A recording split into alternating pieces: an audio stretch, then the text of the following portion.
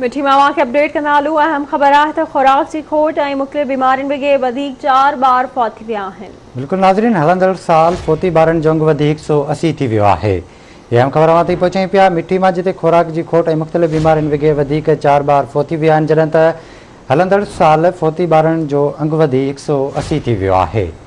ख़बर ताईं पहुचाई पिया। मिठी मां जिते खुराक की खोट ऐं मुख़्तलिफ़ बीमारियुनि बग़ैर वधीक 4 ॿार फोती विया आहिनि।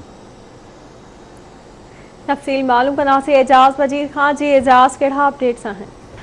जी बिल्कुल, सिविल अस्पताल मिठी में खुराक की खोट है मुख्तलिफ बीमारियों के वधीक 4 मैसूम बाड़ा जेके आहिनि वो फौत थी विया आहिनि। उन मैसूम बाड़नि में 3 जेके बाड़ा आहिनि वो सिविल अस्पताल मिठी में ज़ेर इलाज हुआ। हिकु बाड़ो जेको आहे उहो नगर पार्क अस्पताल में हुयो।